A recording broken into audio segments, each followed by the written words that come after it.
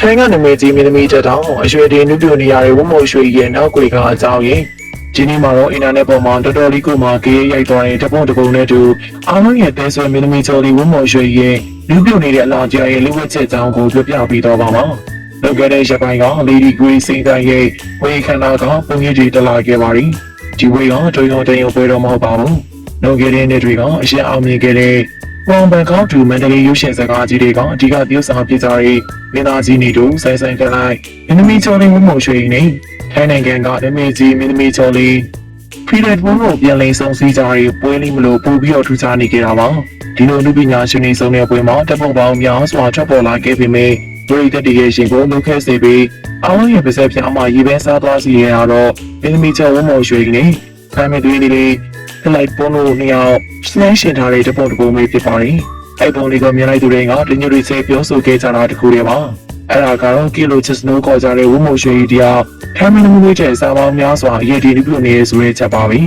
ဒါဆိုရင်မေးစရာမိကုန်းတစ်ခုရှိပါတယ်အသက်30နောက်ပိုင်း40နောက်ကို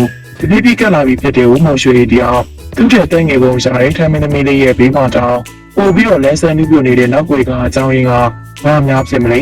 ဂျာကောင်မူရပါကဲကောင်းတာတခုလေးကြောင်းလားဒါမှမဟုတ်ဒီတဲ့ပေါ်လေးအကြောင်းရင်းနေရှိသေးလားအဓိကပြီးကတော့ရှင်းရှင်းလေးပါပဲ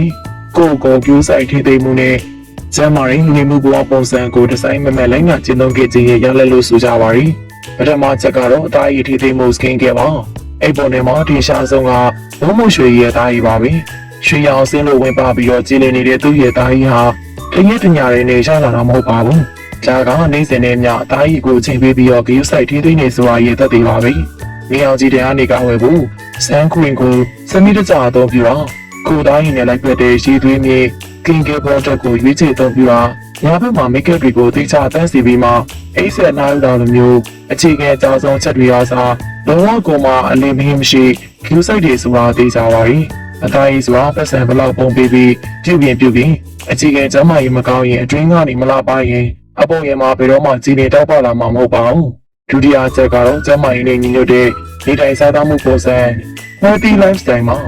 အလားပါဆိုတာအပေါ်ရန်လင်းကျတာတဲ့ကိုတွင်းကနေစတည်ရတာပါဝတ်မို့ရွှေတရားဒီလိုမျိုးပြုနေတာဟာသူ့ရဲ့စားသောက်မှုပုံစံနဲ့တည်းရိုက်သက်ဆိုင်နေပါပြီအတိအကျများစားသုံးတာရှင်းကုန်လုံးစားတော့သုံးတာ